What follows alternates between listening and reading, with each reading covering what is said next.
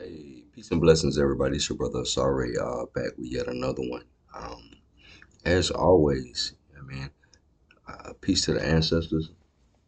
Always thank them and show our appreciation and our reverence toward the ancestors, as we've been seeing in this whole um, series, Ether Illustrated. As we go into some of the stuff, we just did one yesterday on the Bio Aetheric engineering of genocide and the homeless dead. So we were talking about on the one we did yesterday. We were basically talking about how when a genocide of a particular group of people happen or whatever, it scars the ancestral blueprint and it affects the descendants of the people to come and everything like that. So certain regions of the world that may have these lingering political and social issues or whatever case may be and never fully be able to heal, or it may take a minute for them to heal. A lot of times it will have been some sort of event similar to that in the past, or what have you. As we've seen with some of this, we've also discussed, I don't know, the the relevance of the ancestors, what they mean to us. How we talk about in this material about a feedback loop from the person's blueprint or soul to the actual person having the experience and everything like that. We talk about there's a feedback loop from the ancestral realm to the individual descendant and everything like that. So we get something from the ancestral realm and they get something from us. It's a feedback loop from that in that sense as well. So just a lot of interesting material that we've been kind of uncovering as we've been going through this little thought experiment. Um, yeah, peace to the true and living. Yeah, I mean, peace to the gods. Yeah, I mean, it was the true and living. Yeah, I mean, if you've been following any of these series, these numerous video after video, I think we kind of really hit the ground running when we got into that others to self. Like we always say, the material of the true master is divided up into three parts. It's divided up into self to others, and then others to self. Self to self is more closer linked to the experiential, from whence all this kind of comes. Self to others is my experience as far as filtering a martial art through the experiential, and others to self is pretty much what we're talking about now. The more science heavy type stuff or whatever, the more receipt heavy type you know type stuff that we're getting into right now. So yeah, we kind of hit the ground running on this others to self. It's kind of expanded out into a couple of different series and iterations, of which this Ether Illustrated is one. So um yeah, peace to the true and living. If you've been following any of these series, you are the true and living. Peace and blessings to you. So today we're gonna get into just a little bit about Neoplatonism, right? I know some of y'all done went to college and everything and studied about Neoplatonism. So I know I know we probably got some gurus in the house as far as Neoplatonism, because that's something that's dwelled on kind of heavy in school and stuff like that. You have basically what you got Plato's doctrine. You have a lot of your people from Ionia, your philosophers, your natural philosophers, and people like that from Ionia and everything like that, that went to a lot of these different places in the ancient world and everything like that, Babylonia, Egypt, and everything like that, to kind of study. You see what I'm saying, and pick up certain things or whatever. You see what I'm saying. Now, for there's a lot. That's a whole long conversation. As far as the piece on why that is. You see what I'm saying? If you go back into the video Kings of Kasut, it might give you a little bit more clarity on some of that as far as the historical piece behind that. But nevertheless, you have Greeks and everything like that that are studying in these far gone places or whatever case may be. I know Plato, he studied in Egypt and everything like that. Prior to him, Pythagoras, he studied in Egypt. A lot of your Platonism and stuff like that is gonna be heavily associated with your Pythagoreans and everything like that as well. They're two different technically two different groups of people or what have you, but it's a similar teachings. Um, Let me see here. Pythagoras is obviously more of an emphasis on numbers or what have you, but um, over time, you get a student of Plato, a notable student of Plato, Aristotle, and you get into your Aristotelian stuff and all that. That's the evolution of it. It's called Neoplatonism. Some of it is called Neoplatonism because a lot of it was developed in a lot of the books like the Aeneid and everything like that. These books were written after Plato had passed on or whatever, but it's still the same philosophy and everything like that. Platonism heavily influenced Gnosticism, Gnostic Christianity, and all that. Freemasonry it is heavily influenced by um, Neoplatonism and everything. And during the Middle Ages, your Neoplatonism was kind of preserved through Sufism. You see what I'm saying? A lot of your Western esoteric tradition comes out of Sufism because you have the so-called the Renaissance, what they call it, Leonardo da Vinci, Michelangelo, and all that stuff like that. All these individuals like that. But prior to the Renaissance, you have the Al-Andalusian period, or what's considered the golden age of Islam, that kind of gave birth to um, the universities and a lot of the um, substance that you would actually have that would later become known as the Renaissance once the Moors are expelled out of Europe and all that. So long long story on that. Just kind of a little backstory as far as the historical piece and everything like that, the relevance of this stuff or whatever. So as we get into this, you're probably going to recognize bits and pieces of this. We're going to get into the doctrine of emanation and all that. So yeah, with no further ado, in a continued effort to hold down this section of the internet. Yeah, I mean, we really trying, making a strong attempt to hold this section of the internet down. You know what I mean? Peace to the gods. Um, in accord with those continued efforts, I present to you Ether Illustrated number 14. I mean, we'll get into this. Um, the Neoplatonic Pythagorean synthesis. So we're going to filter this like we always been doing through the Bio Aetheric Feedback Loop, an energetic cosmology of emanation, coherence, and the Bio Aetheric Feedback Loop. Again, in ancient civilizations, they're not calling it the Bio Aetheric Feedback Loop. They're not even calling it a feedback loop, but that's basically what they're describing. We've already talked about how the idea of karma is an iteration of the feedback, you see what I'm saying, from the blueprint or soul, as it were, to the incarnated individual. So let's see here. Let's see. We'll undertake a rigorous examination of Neoplatonism, a foundational philosophical movement of late antiquity spanning the 3rd to the 7th century CE. Through the lens of dynamic energetic cosmology, Neoplatonism is inherently a system of principle-monism. Principle-monism. Everything is coming from one source. You see what I'm saying? Positing that all reality derives from a singular divine cause, right? So remember how in a lot of this material, we go into a similar thing when we talk about how, God is one. It's not a lot of emphasis on, let's say, like God, because God is just assumed. You see what I'm saying? As far as in what we got going on, as far as what we've been talking about, that's kind of assumed when you start getting into some of the material. So, let me see here. The investigation focuses specifically on mapping the metaphysical structure of Neoplatonic emanation, Proodos, the outward flow of existence, right? The outward flow of existence from a single point. You see what I'm saying? Similar to like the video that we've talked about. When we talked about the single point, we talked about the hatted point, we talked about basically what's prana and everything like that. The hatted point, the newt, the nukta. You see what I'm saying? There's various names for it in various different cultures and everything like that.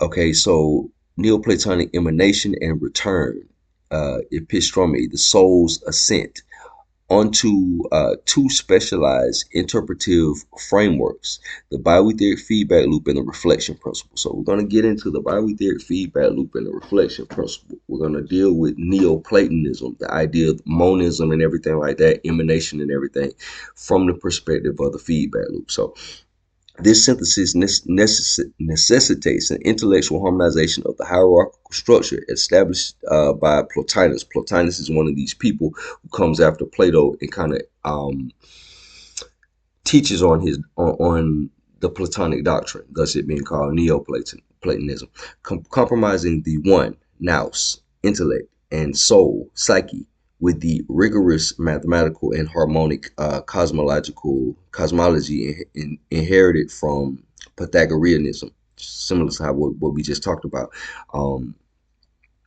It's a very similar thing. What Pythagoras got from the Egyptians and what he was talking about, and what Plato got from the Egyptians and what he was talking about. Not limited to the Egyptians, but a lot of it is Egyptian. By translating abstract metaphysical concepts into quantifiable, energetic, and system theory terminology, this report aims to unveil Neoplatonism as a comprehensive model for understanding consciousness and reality maintenance.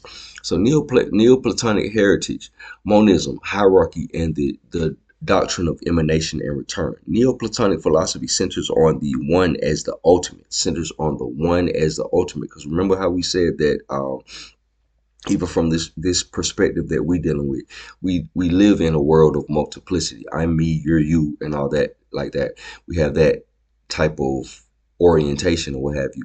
But there's a level in which everything comes from one. You see what I'm saying?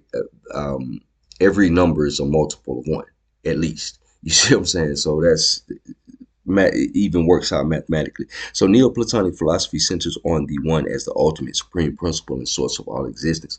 This framework establishes a strict hierarchy of reality characterized by successive levels of emanation, right? With each subsequent level exhibiting decreasing degrees of unity and perfection, right? If you go back into the video where we talked about Plato's theory of forms and everything like that, and we were talking about that, what he's calling the form or what have you is the perfect form of, let's say, like a horse or whatever, and you'll have the physical horse on our level, on the physical level and everything like that, and the physical horse is imperfect or whatever. What we were saying is that nature has a tendency, or the fabric of reality has a tendency to try to heal itself and correct itself. So the experiences that the horse has is going to constantly be the differential between the perfection of the blueprint and the actual horse that we're talking about. Like we said in that previous video, what Plato doesn't talk about is basically the fact that there would hypothetically be a feedback loop from the blueprint of the horse to the actual flesh and blood horse or whatever. I think that might make more sense.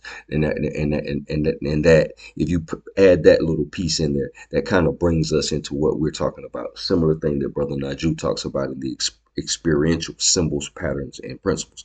So Plotinus developed this complex spiritual cosmology based on three foundational hypotheses: the one, the intelligence, Nous, and the soul. The universal process is defined by two movements of emanation and return. So what is it? What we talked about, discharge. You see what I'm saying? From a perspective of energy, emanation would be like discharge. You see what I'm saying? Return would be like return to ground. You see what I'm saying? In an electrical circuit. You see what I'm saying? You had a positive and a negative. The positive would be the discharge, the positive polarity, or whatever case may be. And when the energy is finished, or the straight energy, it goes back into the return or the ground, or whatever case may be. Very similar thing. So the universal process is defined by two movements of emanation and return. Emanation describes the outward flow, Proodos, of existence from the one, right? The outward flow of Proodos, or of existence from the one. So, nature is self-similar across scale. I think we've been saying that for the better part of 7 years now. So, nature is self-similar across scale. So, doesn't this sound like what Brother Sar told you about in the video about prana? We talked about the hatted point, and we talked about how those points are like basically vortexes. We had the circle of space, matter, and time. We had two circles. Think of a figure eight. We had two circles or whatever lined up like this or whatever. We said the top half is discharge, where things, this is our world. Discharge, where things come together and build complex structures or whatever. And then you have the bottom half of the circle or whatever. This is the return. And we said things tear apart. This breaks the energy back down to its original state and everything like that. I think we said that, and we talked about the hatted point, the nukta, the neutral centers that John Keeley talks about, the newts that Afro Unu talks about, the etheric brain seeds that Dr. York talks about. Okay, so this is are these black dots and everything like that. And we talked about how on a previous video, I think we were talking about how Eric Dollard talks about the sun. Eric Dollard is probably the person who's duplicated the most of Nikola Tesla's experiments in the modern time. I think we said that. He talked about how the sun transforms energy from counter space, this other part of this other side that I'm talking about that breaks energy down or whatever the case may be. When the Starship Enterprise goes into his warp drive or whatever, they're moving through counter space. That's what he's talking about. So he's saying that it takes energy from counter space and transforms, Bishop from the X-Men, when we said transforms this energy into discharge on this side or whatever, or energy on this side or whatever. And the planets are like resonant or harmonic filters that pick up certain frequencies of energy or whatever. If you ask them, and this is kind of like a more of a radio astronomy type thing, where they map the energy that comes out of the the planets and stars and all that stuff like that. So as far as that, but it goes back to what we were talking about these dots and everything like that, like how we say nature is self-similar across scale. So how we've described how prana works or whatever case may be, these dots and everything like that, is very similar to how they're describing the one, right? So, and how Eric Dollard talks about how the sun works is similar to how they're describing emanation and the one, right? All right. So because some people are gonna tell you that, people love to say everything is pseudo. You know what I'm saying? But again, we're everything is gonna be pseudo if you're dealing with Einstein's physics. Everything is gonna be pseudo. Everything esoteric is gonna sound pseudo if you're dealing with Einstein's physics.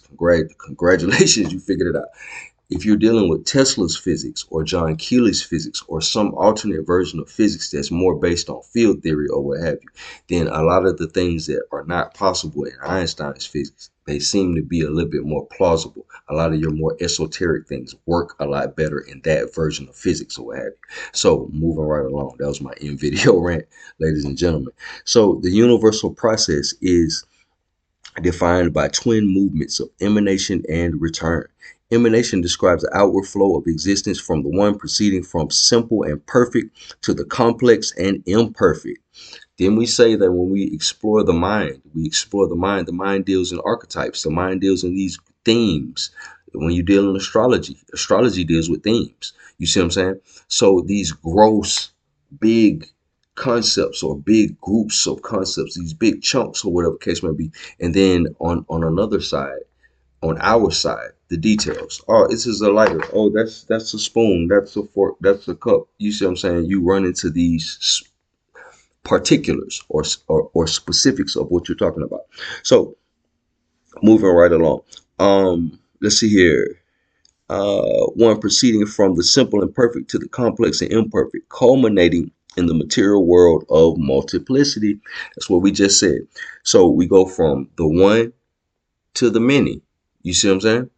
All right. Culminating in the world of material multiplicity. Conversely, the ultimate goal of existence, particularly for the embodied soul, is the ascent, Epistrophe, up this hierarchy through contemplation and virtuous living, to achieve mystical union with the one.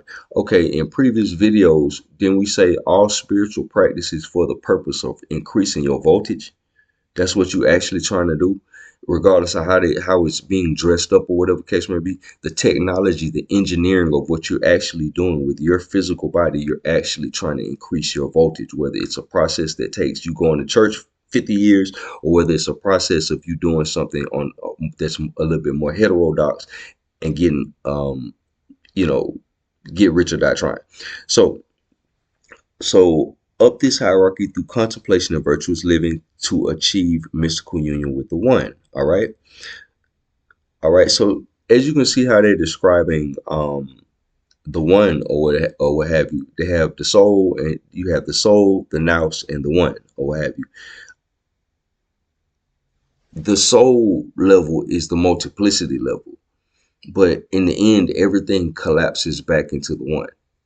You see what I'm saying? So that's why I say in a lot of this, what we've been talking about, it's a similar thing. God is kind of implied. You see what I'm saying? So it's not an atheistic view by any stretch of the imagination. God is kind of understood. It's not really something that you know that's dwelled upon. You said so to speak. So this process is not merely causal, but a fundamental contemplative, suggesting an inherent active mechanism driving the cosmic flow. The Neoplatonic goal to establish a single unified reality unfolding within the one functions as an ancient philosophical model for a unified field theory, right? This holistic, all-encompassing system sought a grand synthesis of the entire Hellenistic intellectual heritage, demonstrating a belief that energetic relationships, as described by the Bio Aetheric Feedback Loop, govern all ontological levels. All right, so this is something akin to a unified field theory of sorts. So let's see here. Definitions of terms of Bio Aetheric feedback loop and reflection principle. Just to kind of brush over this real quick. We went over this in previous videos. Reflection principle. This axiom describes the material world matter as an imperfect, fragmented copy and image or reflection of higher realms. The reflection principle is ontologically essential because it inherently its inherent deficiency, multiplicity, change, imperfection generates the necessary existential contrast. This contrast catalyzes the impulses for the soul's return, providing the tangible dilemmas that drive the spiritual development. Basically, long story short, in more layman's terms, how you feel about the reflection people, the reflection principle ties heavily into the whole axiom that we've been talking about this whole time. How you feel about other people is a reflection of how you feel about yourself. You see what I'm saying? That's a part of it. Let me see. And basically, it's that same thing that we were talking about. What they're talking about is that the this realm is a reflection of the divine realm. Similar thing to what Plato is talking about in his theory of forms or what have you. You have the blueprint or whatever, and then you have the physical incarnation or what have you. And there is what Plato doesn't say is that there is a feedback loop between the blueprint and the physical person or what have you. And basically what the feedback loop entails, this just said in layman's terms, is that the blueprint is perfect. The person or the horse, however, is imperfect.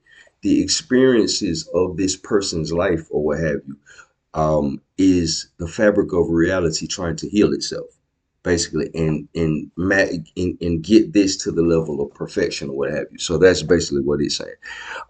The Bio Aetheric Feedback Loop. This framework models the dynamic closed loop system encompassing the entire emanation return cycle, right? Because remember we said this is like a circuit. We're dealing with this stuff because it's so easy for far too long. You know, when you're anthropologists, a lot of your people explore a lot of things. You see what I'm saying? They write ancient people off as if they're crazy, or they were just primitive or stupid or something like that.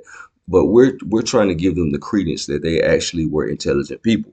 So we're operating off of the things that they did from a perspective of engineering.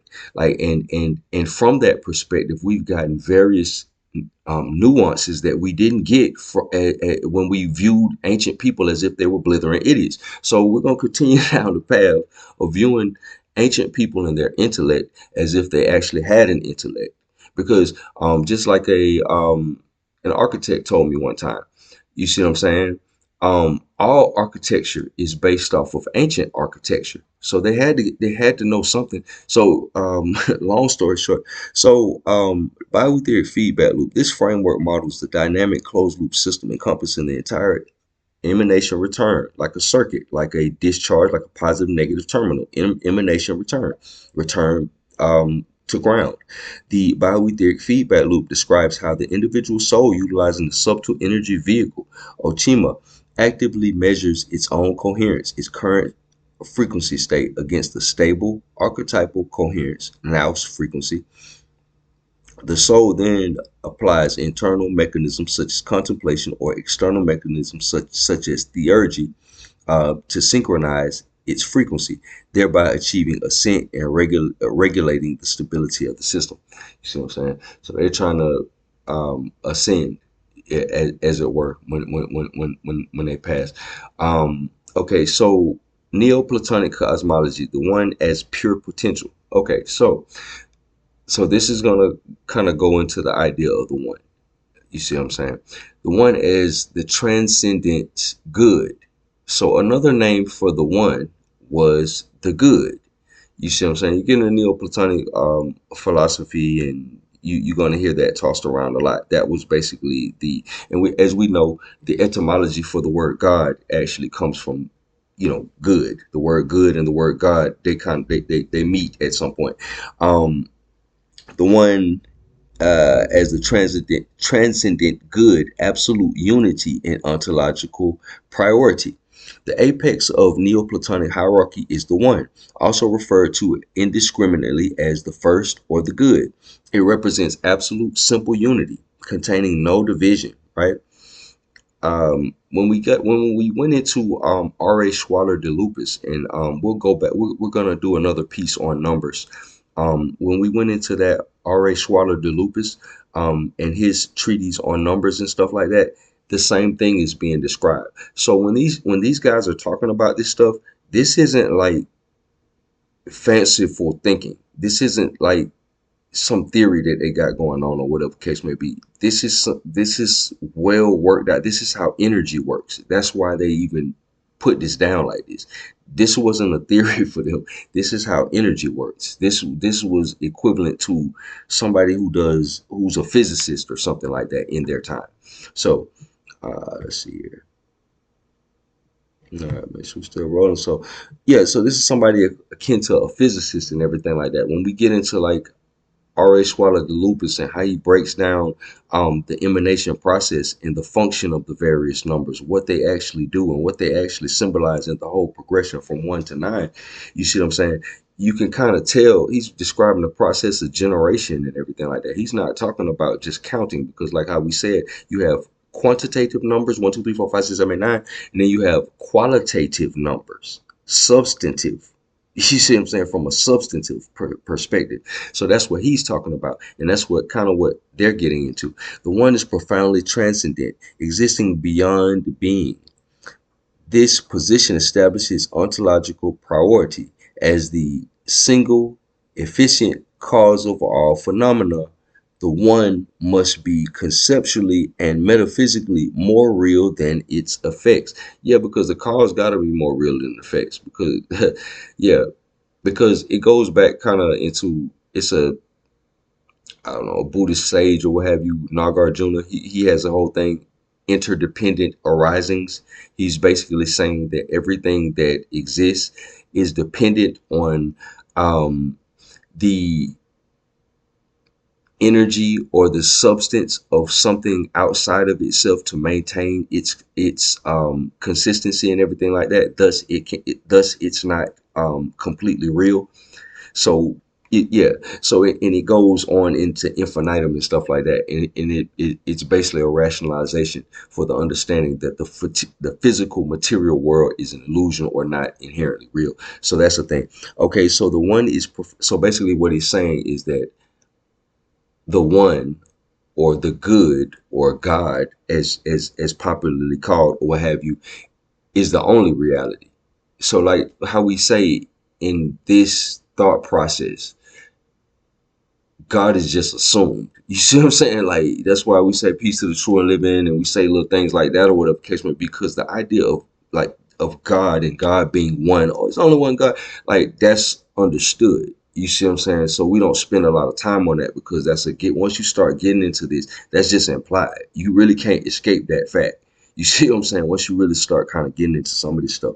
So um the one is profoundly transient, existing beyond being. Its position establishes its ontology priority as the single efficient cause of all phenomena.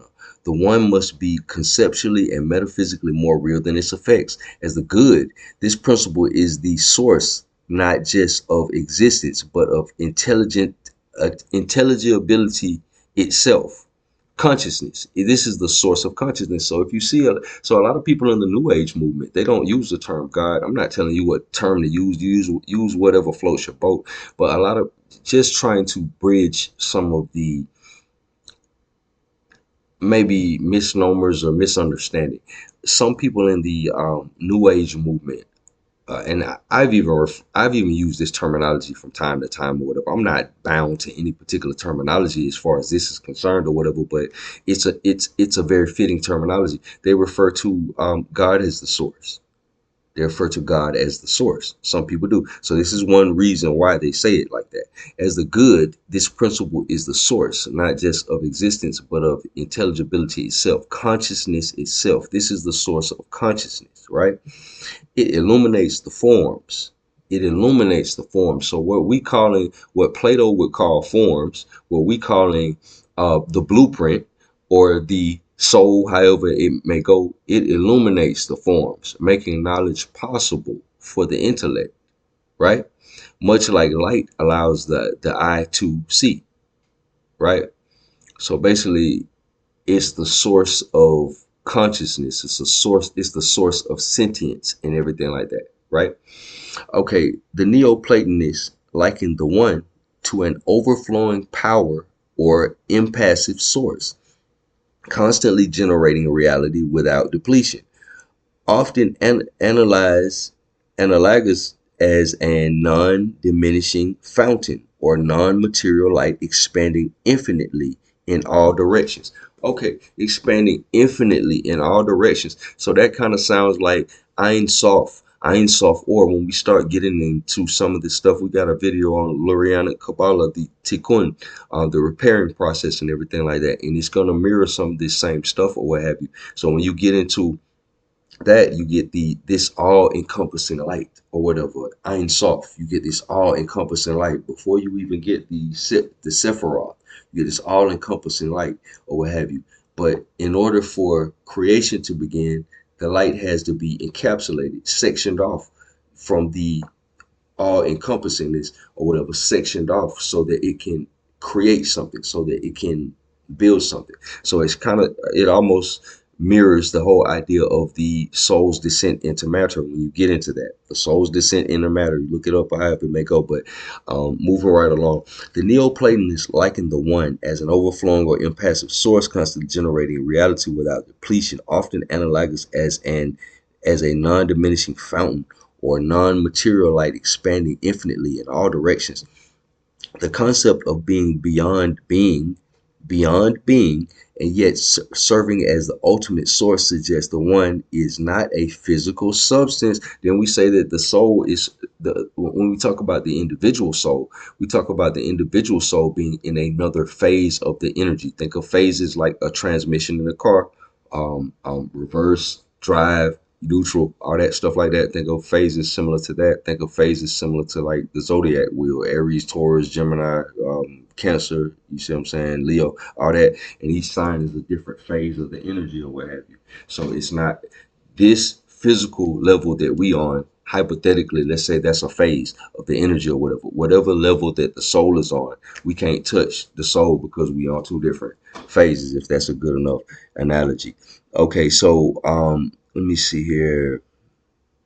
All right. So what it's saying is that um the one, which would be the source of what we're calling the blueprint or the soul or what have you or whatever, the one would be on in a similar level where it's intangible or what have you. It would be on a different phase than even the individual souls type deal. So kind of fleshing this out. This is Neoplatonism. So the Neoplatonists, like in the 1 to overflow, found, okay, so the concept of being beyond being and yet serving as the ultimate source suggests the one is not a physical substance, but unconditioned potentiality, right? Then we say uncertainty is potentiality. Then we say the creator is uncertainty, because uncertainty is maximum potentiality. I think we said that in numerous videos over the years. Yeah. Okay, so the one is not a physical substance, but unconditioned potentiality. Then we say that's what the ether was. It's infinite potential. Then we kind of say that. Okay, so this interpretation aligns with the equivalent of an infinite electrical voltage source. What? An infinite electrical voltage source. Empty space ain't empty. Its non-diminishing nature confirms that the creative power flows effortlessly like a perfectly pure signal, right? If life was the message, this would be the source of the signal. The one would be like the source of the signal. Or if consciousness was the message, then the one would be like the source of the signal. So without generating resistance or decay at the source level, ensuring absolute integrity across the entire scope of the Bio Aetheric Feedback Loop, right? So this is the source. You see what I'm saying? This is the source of sentience, however it may be. So this is the source. The first hypostasis, Nous, intellect, and the archetypal blueprint. The first hypostasis, a level of reality to emanate from the one, is Nous. So this is the first thing to emanate from the one, intellect or divine mind, right? Nous is the realm of pure thought and contains the totality of the Platonic forms, right? So all of the forms exist in this. And I think in the book True Master Volume 1, we have something similar to this broken down. It may be slightly in a slightly different verbiage or what have you, but it's a very similar breakdown, how we go from multiplicity into types of things. You see what I'm saying?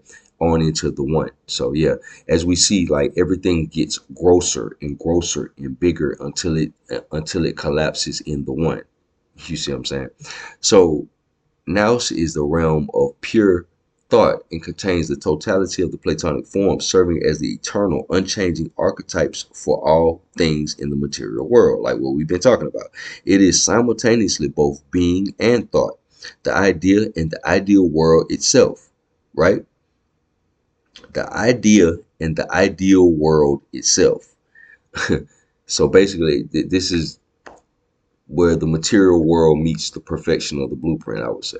Now maintains proximity to the one, striving constantly for contemplation of its source, and it is the act of intellectual contemplation by the Nous that is considered the productive principle, generating existence.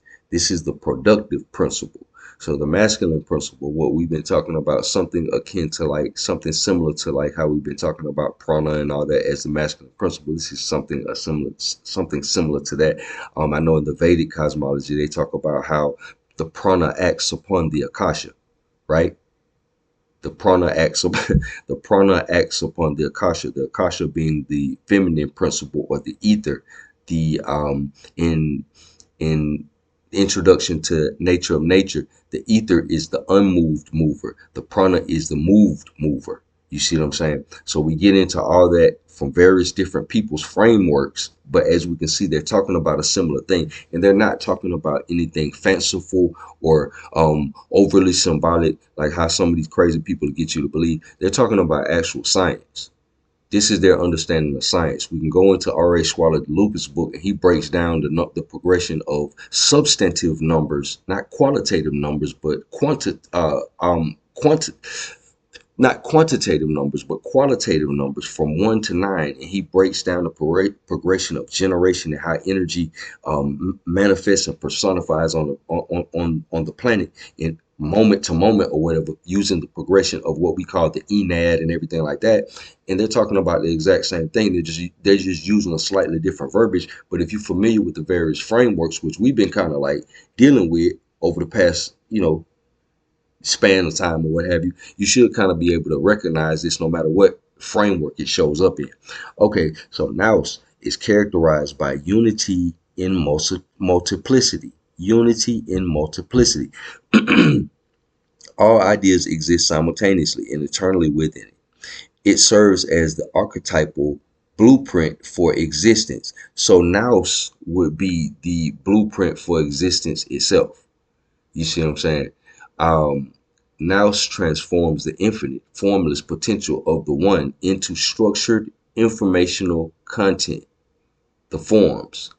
So Nous transforms the infinite, formless potential of the one, right? We're still talking about, technically, still talking about prana and akasha, really. But let's say, so Nous transforms the infinite, formless potential of the one into structured informational content. So this is very similar to what we talked about in the previous video when in the introduction to nature, Afro Uno, he was breaking down how brain newts melt down. We were talking about in that terminology where he's talking about the discharge on this side of things or what have you, and what they're talking about even on a higher level, or even on the higher level outside of this physical level, when we talk about these themes and these principles or whatever, the Nous is what allows for the principles to even be formed. You see what I'm saying? Okay, so this functional relationship posits Nous as the divine regulator or universal oscillator for the entire cosmos. It sets the precise, stable frequency coherence that defines ordered reality. So even the cosmos itself, existence itself, it has a blueprint or whatever case may be. This is basically prana on the macro scale. You see what I'm saying? Or its macro level of functionality may be a more appropriate saying. It sets the precise, stable frequency coherence that defines ordered reality, utilizing archetypal numerical ratios derived from Pythagorean metaphysics, as detailed in, we're gonna go into it. Yeah, because like I say, this would be prana's function on a macro level or what have you. What they talking about the Nous, because as we know, like when we talked about the introduction to the nature of nature, based on what Afro Uno was saying or whatever, every interaction with energy that we have is based on what he called Nous, or what Vedic cosmology would call prana. You see what I'm saying? That's how we see, that's how we taste, that's how we experience the energy transfer, as it were. So the second hypostasis, soul, psyche, and the principle of animating force. The second hypostasis is the soul, psyche, which emanates from the Nous. So you have basically, so you have the one, the Nous, and then you have the soul or the psyche, or like what we kind of just fleshed out a minute ago. You have the akasha, the prana, and then you have the psyche coming out of that. You see what I'm saying? Right? Because Afro Uno, going back, what he was talking about brain newts melt down and they form reason or what have you. He just said it in a different type of way or whatever. We basically what we just described or whatever case may be, the prana, a discharge coming off of it, and basically you getting your soul, psyche, all this stuff like that or whatever. So it's a similar type of thing that we're talking about. The second hypostasis is the soul, psyche, which emanates from Nous. The soul functions as an intermediary, receiving the ordered information, the forms, from the Nous and actualizing it, right? It, which corresponds to the creation of the sensible world, right? So the soul functions as the intermediary, receiving the ordered information, the forms, from the Nous and actualizing it, which corresponds to the creation of the sensible world or whatever. So this is basically how you get from these gross archetypal themes down into our physical world. Really, we went a little bit further back. A lot of times, like how we normally do in the experiential symbols, patterns, and principles or whatever, the principles would be like would be more similar to what Plato's calling forms, but as you can see, it's another level above that. Was what would be referred to as the one. However, it's still corresponding with prana and akasha, the unmoved mover and the moved mover, as it's called in Introduction to Nature and Nature.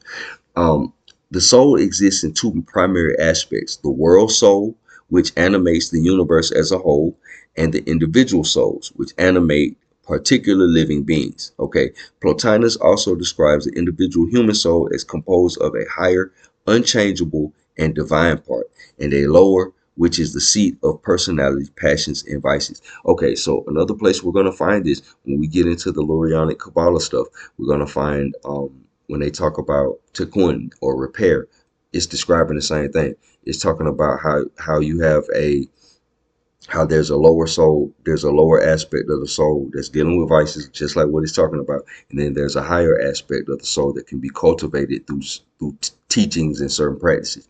Okay, so the interdisciplinary between the static blueprint, nous, and mutable reality, matter. The soul functions as the intermediate current, right? It is the vital animating force that injects structure into time and space, right? The inherent duality of the soul into higher and lower aspects represents the initiation of the Bio Aetheric Feedback Loop's tension, right? The inherent duality of the soul into higher and lower aspects represents the initiation of the Bio Aetheric Feedback Loop tension. I'm assuming that would also tie into potentially the whole thing about karma, the calculus of karma as it's called sometimes. Because like how we talked about, an astrologer can look at your chart and all of the information gleaned from your chart, it can be arrived at from the moment that you take your first breath and everything like that. So the differentiation of aspects of your lower nature and aspects of your higher nature can, are kind of there. You see what I'm saying?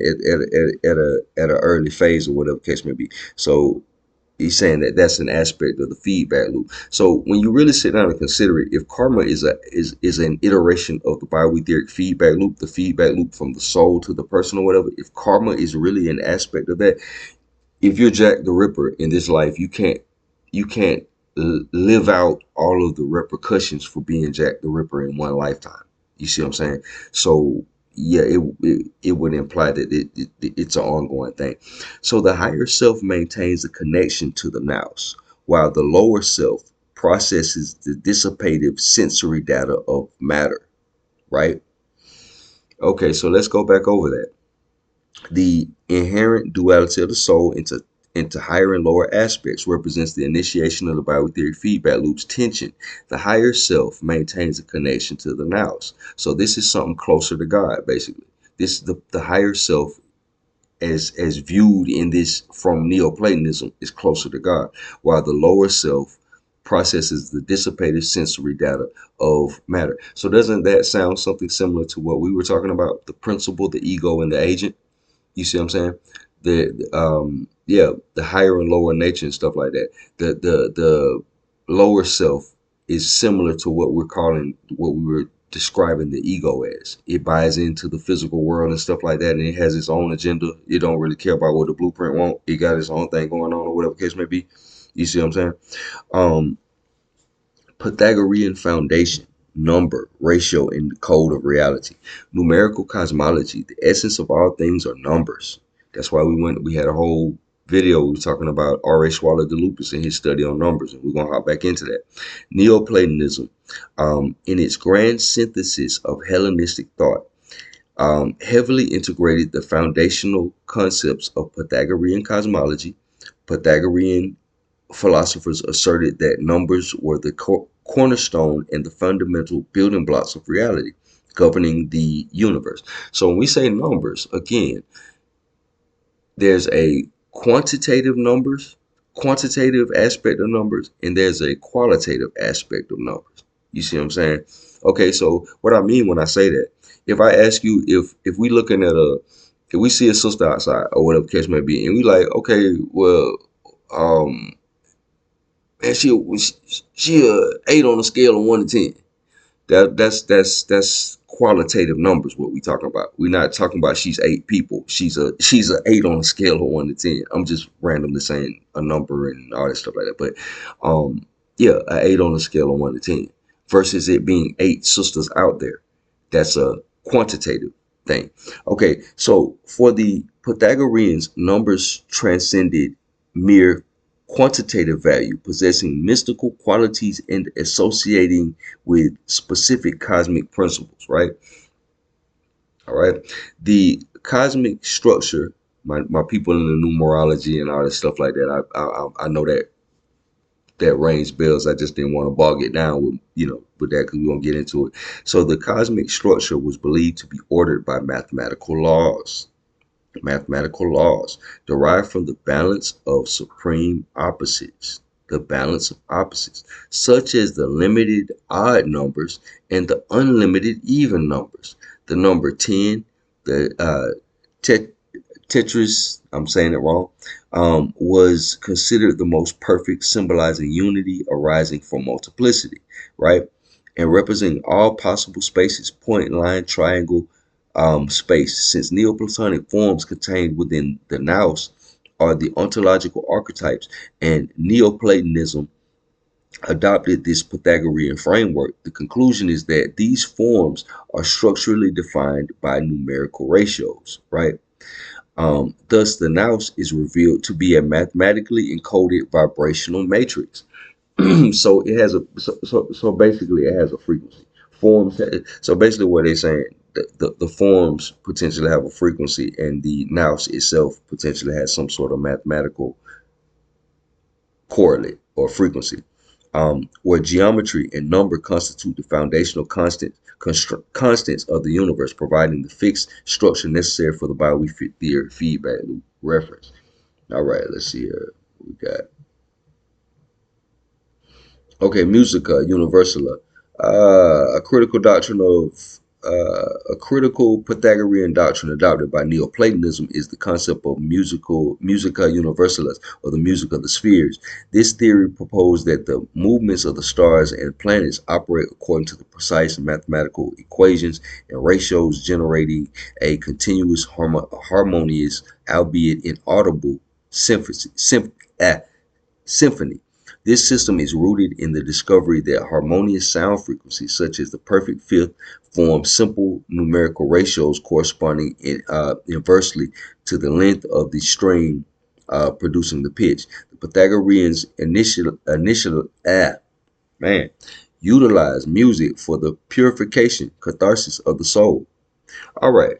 They utilize music for the purification of the soul. Now, then we go back into a previous video where we talked about melanin in the human biofield.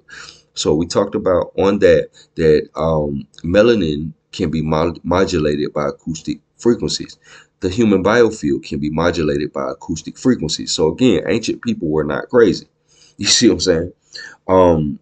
They just played music because they were just celebrating and it was a part of their religious rites or something. You feel me? These people have you. That's they probably got the manuscript somewhere in somebody's private library talking about what these people really was doing, but they'll probably lie to you and tell you, okay, well, no, they were just doing this, they were doing that. So you gotta, that's the purpose of these case studies and things of that nature. So we kind of, what I'm saying, they're lying to people, man. Okay, so the Pythagoreans utilized music for the purification catharsis of the soul, seeking to align human life with the governing cosmic principles. Right? I think we've talked about something like that. Isn't that what we described the altar when we were talking about the altar and the function of an altar and what it does? Didn't we say something like that? Okay, so since harmony is derived from pure ratios, and the ultimate goal of the soul is Epistrophē, is union with the perfect unity, the process of spiritual return must involve the quantifiable alignment of the soul's internal frequency. the quantifiable alignment of the soul's internal frequency with the stable, perfect ratio held by the Nous, right? So a level so basically their whole thing was to create a level of resonance between the Nous and the soul, right? And it's interesting, like how we talked about when we get into the tuning forks, when you get into things like the multi-wave oscillator, things like that or whatever, it's all frequency based, it's all energy based or what have you. You see, even red light, like Dr. Jack Cruz talks about, whatever, it's all frequency based. You see what I'm saying? Purification practices, therefore, are fundamentally techniques for achieving bio-vibrational coherence, right? The modern application of the Pythagorean theorem in electrical analysis offers a compelling metaphor model for understanding the energetic implications of Neoplatonic hierarchy. Let's see here. All right, so we're moving through it. Got a little bit more to go. Okay, so the reflection principle, the necessary imperfection of matter. Okay, so the necessary imperfection of matter. The material world as image, multiplicity, change, and distance from the source, right? The material world, the final product of emanation. We're at the bottom of emanation. When we talk about, let's see here. I don't know if y'all can see it, but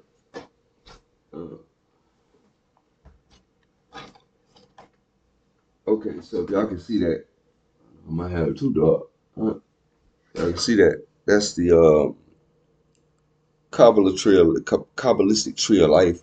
But this what we talking about, emanation. This is basically what it's describing.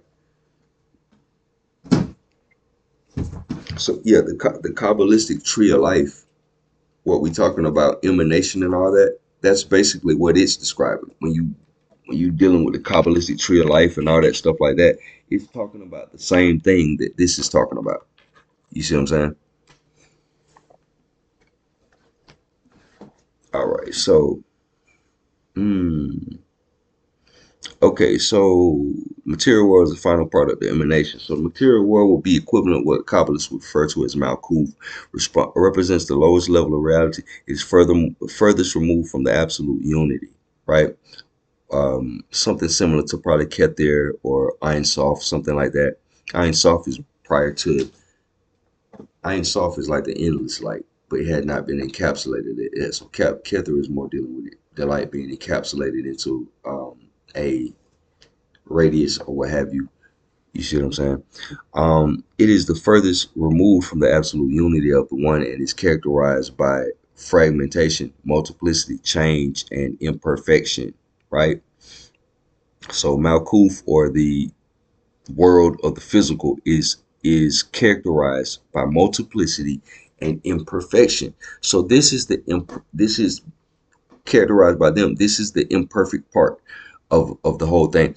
This sensible realm is merely an imperfect copy or pale reflection of the forms contained within the Nous, right? So the Nous is the perfection. Like how we said on previous videos, you're trying to, the experiences that we have based on this framework or what have you, it's basically nature trying to the fabric of reality trying to heal itself and bring the physical world closer to the perfections of the blueprint. I think we've said that on previous videos. The imperfection of matter can be interpreted energetically as signal degradation, right?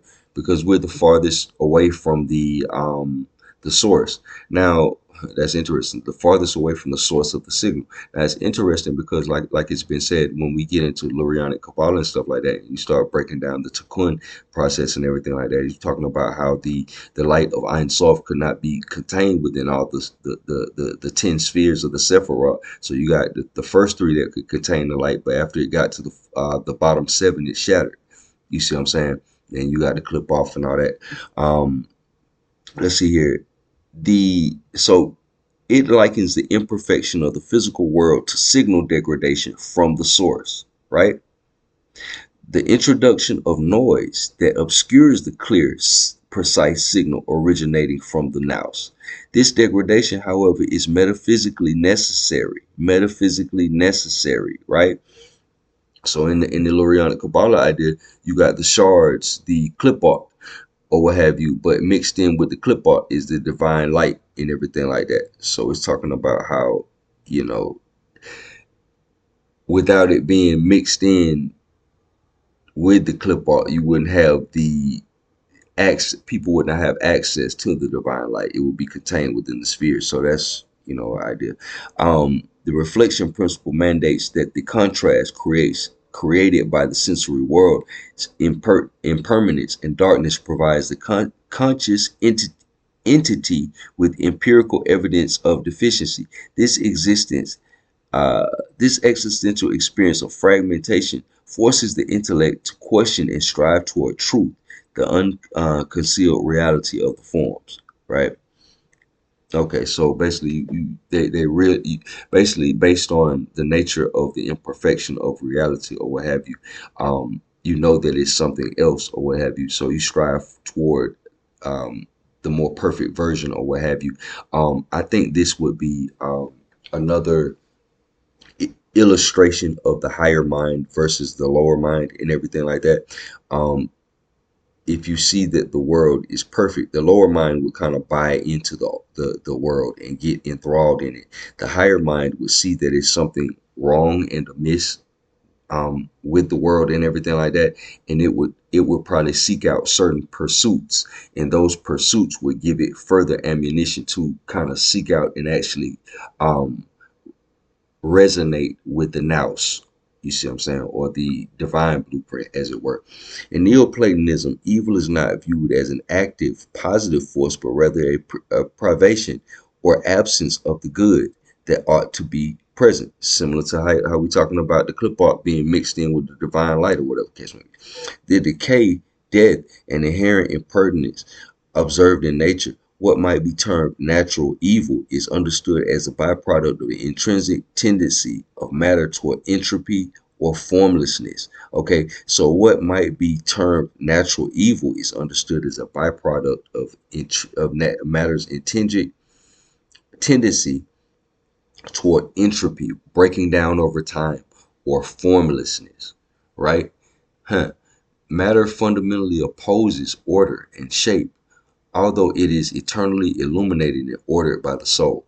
The descent of the soul into the material world is conceptually understood as a journey into increasing metaphysical resistance. So the journey of the soul into matter, you're getting farther and farther away from the signal, from the source of the signal and everything like that. You're encountering more resistance as far as the source of the signal. The material world representing the furthest extension of uh, the emanation process functions as the highest impedance node. So where we are relative to the source, God is, as is commonly called, the source of the signal.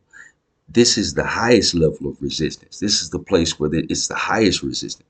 Okay, so in the cosmic circuit, this inherent difficulty, sometimes referred to as necessary evil, is the maximum test for the soul. It challenges the soul to maintain its spiritual voltage coherence against the maximal entropic pull, activating the Bio Aetheric Feedback Loop's self-correction mechanism. So we talked about that, about how the fabric of reality, that's a tendency that the fabric of reality has, is to self-correct. So the reflection principle as existential stimulus, generating the impulse for return, Epistrophe. So you're trying to return back to the source, back to source, like back to ground for an electrical signal from a circuit. Okay, so the reflection principle, because we liken this world as the discharge. You see what I'm saying? But anything that's discharged in a circuit, like if it like this light bulb or whatever catch, maybe the straight energy goes back to ground, or when I turn the light off, the energy is going to go back to ground. So the reflection principle transforms the material world from a mere prison into a essential training ground. Absolute unity transcends the subject object distinction. Let's see here. multiplicity matter creates this distinction, allowing the soul to perceive itself as a separate, individuated and imperfected entity. So you get the this is the birth of experiencing yourself as an individual and everything like that. It's interesting because when we get into this new playlist we're gonna do, the ether demonstrated, um, we're gonna demonstrate pretty much how people can be on a conference call. The only reason that we don't understand this type of stuff is because it's never been really explained to people. But you can be on a conference call, and if you understand how to look at things from a thematic way, being on a conference call or a Zoom call is like playing with a Ouija board. It's a very similar thing because it collapses. All the people on the conference call are going to be operating up under a common theme. We're all observing the same stuff, whatever case may be. You're not, when you're having a dream, you're everybody in the dream. So everything that everybody got going on, it got something to do with the overall collective. It's a very interesting thing. So we'll kind of get into that in the ether demonstrator, show you how, that whole idea, how being on a Zoom call or a conference call can actually be very similar to the Ouija board thing without the shadow elements of the psyche. We ain't really did. The Ouija board is more geared toward the shadow elements. The Zoom call is fairly harmless, but it's operating off of a similar concept if you know what you're looking at. So the reflection principle provides the fragmented mirror required for self-knowledge. Earthly material dilemmas provide something tangible to latch onto for spiritual development. Earthly material dilemmas provide something tangible to latch onto for your spiritual development. This sensory feedback mechanism, which where deficiency is measured, supplies the essential drive for the closure of the feedback loop. The structure, because basically saying if it was all perfect, you wouldn't strive for anything. The structure of the world, with its double movement of ongoing and return, serves as a persistent exhortation for the human soul to initiate the return to the one, conceptualizing emanation as energetic procession, down cycle of the Bio Aetheric Feedback Loop. So we're nearing the end here. The one as pure electrical potential, interpreting emanation as a non-diminishing flow. Emanation, Proodos, is a central dynamic process by which reality flows outward from the one. It discharges outward from the one. Plotinus describes this process using metaphors such as efflux of light from a luminous body or water flowing from a spring, a sequential non-temporal process that critically leaves the source undiminished. A flow is described as a spiritual energy or spirit conveying influence and causation downward through the hierarchy, right? So downward through the hierarchy. So this is the same thing that the Kabbalah is talking about when it talks about Ein Sof. Ein Soft's light being Ein Soft being contained to kind of cordon off a little section for creation to begin, the divine light flowing down through the Sephiroth. All the Sephiroth can't contain it, them breaking open and stuff like that. The clip art, them being the divine light being mixed in with the clip art and everything like that, and even the soul of man containing some of that divine light and kind of being divided into two halves. This is basically the exact same thing. Again, the tree of life idea comes from the temple of Com Ombo. So again, on the temple of Com Ombo, it's depicting the same thing that R.A. Schwaller-Delup is describing in his book, his treatise on numbers and everything like that. So again, this is not some abstract philosophy that these people had. This was physics for them. You see what I'm saying? This was science for them. You see what I'm saying? This was something they observed in nature. This wasn't a theory to them. This was something they observed in nature, and this is just how they expressed it. So the Neoplatonic insistence on the non-diminution of the one confirms that the supreme principle's influence is purely causal and informational, rather than a transfer of finite substance. This aligns precisely with the concept of an infinite potential field radiating a structured signal, Nous. without exhausting its source, thereby maintaining absolute integrity across the Bio Aetheric feedback loop's range. Hierarchical voltage drop, decreasing coherence from the nous to matter. So from going from the source, God as it were, to where we are. You see what I'm saying? Okay, so the hierarchical structure of Neoplatonism delineates a clear coherence gradient, mapping the descending perfection of the hypostasis to a corresponding voltage or frequency drop in a energetic system. The following table, let's see here, we'll go to the table. A hypostasis realm. Okay, so the one, ultimate source, beyond being, absolute unity, transcendence. Okay, so one, God is one, basically. Pure potential, infinite voltage, unlimited energy, source energy, unity, monad, source of all numbers, right? The number one. You know what I'm saying? Prime number is a number that's whose only multiples is itself in one. So one is a multiple of every number. Every number is at least divisible by one. You see what I'm saying? And everything, as we've been talking about, it collapses back into that one. So Nous, first emanation, right? This is likened unto what we've been calling the like prana, the macro version of it. The one, or the good, as it's being called, is likened unto Akasha. In the from the Vedic perspective, Nous is likened unto prana. How from a macro kind of perspective. First emanation, realm of forms, unity in multiplicity, right? Etheric blueprint, highest frequency coherence, divine regulator, right? So you have the one, the unmoved mover, then you have the nous, the moved mover, or the moving mover. You see what I'm saying? That's what it's called. That's what Afro Uno talks about, and he describes those two things as that in the introduction of nature and nature. So just give you a couple of frameworks to work with on this. Okay, so geometric forms, harmonic ratios, or whatever case may be, right? We got into the harmonic blueprint, or the sacred geometry and harmonic blueprints and stuff when we were going into some Eileen Day McCusick stuff with the tuning forks. Okay, the soul, the psyche, right? Second emanation, principle of life, motion, intermediate current, vibrational field, operational program.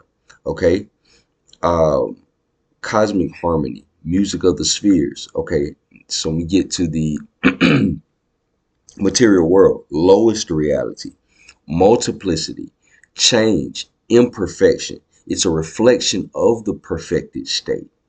And there's a feedback loop from that to that, right?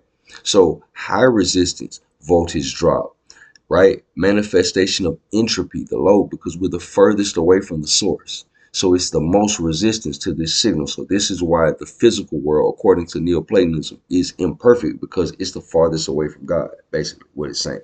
Limit and unlimited, opposites. So this realm has opposites. Okay, so coherence. The progression from the absolute unity of the one to the profound multiplicity of the material world establishes a quantifiable coherence gradient. The Neoplatonic universe can be understood as a multi-tiered frequency spectrum. The one exists as an infinite frequency, unconditioned, potential, right? Uncertainty, what we call in the experiential uncertainty, all potential, uncertainty, right? While the nous establishes the perfect, structured, stable frequency, fixed Pythagorean ratios, right? This is the source of all your forms. In True Master, in the book True Master Volume 1, Self to Self, we talk about that. We talk about how there's a realm of principles, and there are principles, and then there's a realm of principles where all the principles collapse and come from. This would be what they're talking about as far as the nous and everything like that. The material world, conversely, operates at the lowest, most fragmented frequency. Because we're in multiplicity, characterized by the highest degree of entropy, things breaking down over time, and change. The only thing, Dr. York would always say, the only thing constant in the universe is change. The mandate, all right, because the one don't change. You see what I'm saying? Principles don't change. You see what I'm saying? The things that are removed from the physical, they're of a more permanent nature. this stuff here changes all the time. The mandate, that's why in the book True Master, we refer to this as the river of changes. You see what I'm saying? The mandate of the Bio Aetheric Feedback Loop is for the embodied soul to successfully traverse this frequency gradient in reverse, back to ground, back to return, as in an electrical circuit. You see what I'm saying? The effects of the voltage drop. I know some circuits don't have the ground yet. It's other hookups for it, but y'all get what I'm saying. Y'all get the point I'm making. Okay, so Bio Aetheric Feedback Loop, calibration and accent. Bio Aetheric Feedback Loop defines the cycle of responsive striving return. Okay, it's very similar to in Tikkun, they talk about repairing. You see what I'm saying? So that's a little bit more clearly a feedback loop. But as we get into this, the Bio Aetheric Feedback Loop describes a mechanism of return, Epistrophe, the soul's responsive striving toward its source. The ultimate philosophical goal is the soul's ascent to and union, kenosis, with the one, right? He's trying to return back to God, right? Okay, sound familiar? Sound like a Christian talking about going to heaven, or Muslim talking about, you see what I'm saying, doing a similar thing. Um, Plotinus famously exhorted his students to strive to bring back the God in yourselves in the God. Strive to bring back the God in yourselves to the God in the all. Right? Peace to the true and living, right? Strive to bring back the God in yourselves to the God in the all. Peace to the true and living, man. This process of reversion aims to return the soul to its ultimate source of being. The soul's experience of imperfection and multiplicity via the reflection principle generates an error signal within the system. The felt separation from the good, or God, however it may go, the one, however it may go, the signal drives the corrective mechanism of Epistrophe, which functions as a negative feedback loop designed to reduce the deviation from the soul's observed state, imperfect frequency, and the archetypal desired state by actively seeking synchronization. The Bio Aetheric Feedback Loop regulates the overall energetic stability of the cosmic system. So you're basically trying to reach that perfect state. The physical world is imperfect because it's so far away from the source, but nature has a tendency to correct itself. So it's constantly trying to fix itself and get you closer to the perfection of the blueprint. Again, let's see here. And what it basically describes is there's pretty much, it's similar to karma. The luminous vehicle, the bioetheric uh, instrument of the soul, right? Central to the bioetheric feedback especially in later Neoplatonism, the concept of the subtle body, which acts as the operational interface between the immaterial soul and the material body. This vehicle is variously termed. This is later. Ochima tes sukes. I'm probably pronouncing that wrong. Vehicle of the soul. This pneumatic body or luminous etheric vehicle. Let's see here. The spiritus, the astral body, links the immense soul to the material body, acting as the vital medium that governs and animates it. The soul participates in the etheric body of the cosmos through this vehicle. So as we can kind of see again, as we've seen in numerous of these case studies, that the soul is kind of broken down. You see what I'm saying? Into a couple of different parts. The Ochima is the essential bioelectrical transducer within the bioetheric feedback loop. Remember, we said transducer is Bishop from the X-Men. It must receive the high frequency information input from the Nous, right? And successfully transmit it via the spiritus to the low frequency physical body. So it's a whole chain of custody, as it were. The Conversely, purification practices, catharsis, such as those emphasizing breath or asceticism, are metaphysical methodologies designed to increase the conductivity of the etheric vehicle. So just like we said on previous other videos or whatever, your purpose of your spiritual practice, in essence, the engineering of it is designed to increase your voltage. Regardless of the bells and whistles that we put on it, regardless of what book you talking about, regardless of what prophet you talking about, regardless of what deity you talking about, it's all for the purpose of increasing your voltage so you can make the transition back to source. So increasing conductivity allows the higher energies to circulate more efficiently and enable the Bio Aetheric feedback loop to transmit the higher frequency signature back toward the Nous, facilitating ascent. All right. Let's see here. Let's go into that. You got different schools of Neoplatonism. Neoplatonism did not constitute a monolithic doctrine, but rather a series of thinkers, right? Because they just added on to what Plato was talking about, who developed different operational protocols for engaging the Bio Aetheric feedback loop. These differences often centered on the degree to which the material body and external rituals were deemed necessary for achieving ascent. So with Plotinus and the internal tuning, intellectual contemplation, ascetic catharsis. Plotinus, the founder of the movement, placed founder of Neoplatonism, placing primary emphasis on intellectual contemplation as a means to achieve union. Intellectual contemplation. For Plotinus, the higher part of the soul remains divine and unchangeable, merely appearing to be embodied, suggesting that separation is an illusion that must be corrected internally. Plotinus' method of purification involves rigorous asceticism, thinning out of the veil of matter, right? Contemplation serves as an internal frequency isolation technique. Internal frequency isolation technique. So kind of like what we were talking about with the altar, focusing on one particular frequency.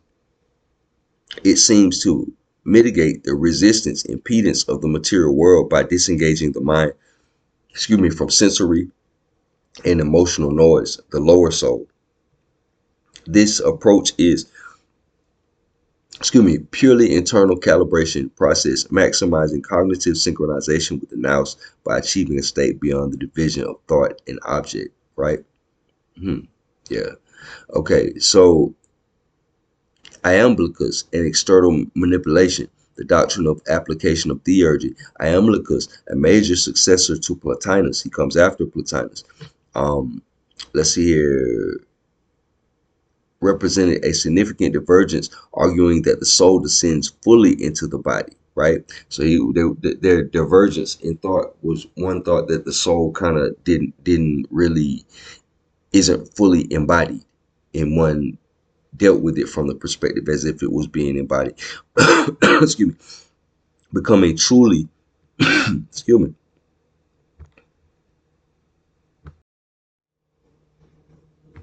All right. Let's see here. Iamblichus' central contribution was theurgy. Hold on. Okay. Let's see. This arguing that the soul descends fully into the body, becoming truly alienated from divinity, because the soul is fully embodied. Internal contemplation alone is insufficient. External intervention is required for salvation. So he's basically saying that the soul was fully embodied. It's its farthest distance away from the source. So contemplation ain't gonna be enough. We got to do something else. So Plotinus felt that the soul was still not fully embodied, so it still had a reasonable proximity to source. So the signal was not as messed up. Iamblichus was suggesting that nah, it's all the way messed up. It's all the way embodied. So theurgy. Iamblichus' central contribution was theurgy, a system of ritual practices often described as applied Neoplatonism. Theurgy utilizes rituals, prayer, sacrifice, and channeling deities to enable human bodies to assume divine attributes and channel divine energies. By focusing on Ochima, luminous body, and utilizing ritual, theurgy functions as an energetic shunt or augmentation device. It actively channels high frequency divine current into subtle body to instantaneously boost its coherence, provide a faster external method of closing the Bio Aetheric feedback loop than the intellectual ascent. So basically that's a more, more shortcut way. I wouldn't really even say a shortcut way, but it's a more high potency way, I would say. Proclus, okay, triadic systematization and the complete Bio Aetheric feedback loop model. Proclus, who systematized the philosophy shortly before the closing of the Platonic Academy, formalized, so he was like the last one, formalized the structure of the cosmic process. He established the sequential triad of Monet, immanence, Proodos, procession immanence, and Epistrophe, reversion or return. Proclus' systematic work acts as a system architect for the complete Bio Aetheric feedback model. His framework intellectually validates both Plotinus' emphasis on internal contemplation and Iamblichus' use of external theurgy as essential sequential or parallel phrases within the overall cosmic circuit. His comprehensive model asserts the integrated necessity of all levels of reality. Integrated necessity of all levels of matter, confirming that both the downward flow, progression, and upward corrective flow, reversion, are mutually dependent parts of the eternal dynamic. Let's see here. Let's see here. Okay, synthesis. All right, we're almost up out of here. We're almost up out of here. Synthesis, Bio Aetheric feedback loop, coherence through Pythagorean resonance. All right. The coherence model aligning the soul's Bio Aetheric frequency with the Nous. The goal of the Bio Aetheric feedback loop is henosis, union, a state where the distinction between seer and seen is abolished, right? The seer and the seen. Remember, we were talking about the difference between solipsism, when the ego thinks it's the only one here, versus transcendence. When you transcendence, you transcend, and it's a thing where you become one with, everything. Is in in your perspective, you integrate everything. Remember, we said the soul is more inclusive, while the ego is less inclusive. So, and the two are affirmed as one. Modern, the seer and the seen are two are affirmed as one. Modern consciousness research suggests a strong correlation between consciousness and synchronization, primarily in achieving phase transitions through electrical synchrony. Therefore, the moment of mystical union can be understood as the existential equivalent of achieving perfect phase lock. When we talked in the previous video about phase lock, we said that if the phases if the phases are the various different modes within a transmission, drive, reverse, neutral, all that, a phase lock would be in drive. Every time you put your car in drive and you drive to your destination for any significant amount of time, the time that you're in the car in drive is your phase locked in drive, so to speak. Okay, especially in a automatic transmission, I would say. In an energetic system, the complex fragmented vibrational signature of the lower soul is instantaneously synchronized with the simple eternal Pythagorean ratio held in the Nous. This results in a maximal coherence and complete resolution of all multiplicity into absolute unity. The soul shifts its operational frequency to match the archetypal blueprint of the Nous. Okay. Modern parallels, Schumann resonance and biosynchronization, the ancient philosophical preoccupation with cosmic harmony rooted in Pythagorean ratios finds compelling modern parallels in the study of terrestrial electromagnetism. The foundational Schumann resonance, the Earth's natural electromagnetic frequency, is documented at 7.83 Hertz. Frequency is recognized for aligning with the natural rhythms of the human brain and the heart, promoting harmony and improved cognitive function and spiritual awareness. The Schumann resonance represents the optimal minimum coherent frequency for life operating within the material world as a baseline established by the world soul as the operating frequency of the physical domain. Let's see here. Okay. Pretty much that's pretty much what I have for today. I just wanted to kind of correlate that. So and even when we talk about that from a perspective of, Neoplatonism and everything like that, when we read about that, or look that up, it's put out there like that's just a philosophy that a particular group of people had, like that's like some kind of religion or something like that. But When we correspond that with what R.A. Swallow de Lupus is talking about in his treatise on numbers, we in Temple of Man and all that stuff like that, we correspond that with Vedic cosmology. We talk about the or Vedic metaphysics. We talk about prana and akasha. We go into Lurianic Kabbalah, talk about Takun, the whole process of the shattering of the spheres and everything like that. And we talk about prana and prana and akasha. We get into what Afro Uno was talking about, um, um, the Nous, you see what I'm saying, and all of that, or whatever. As we can see, a common thread in this, and what they're actually describing, they're describing charge and discharge. You see them, discharge and return, however it may go, in a circle or whatever. This isn't like some obscure spiritual belief.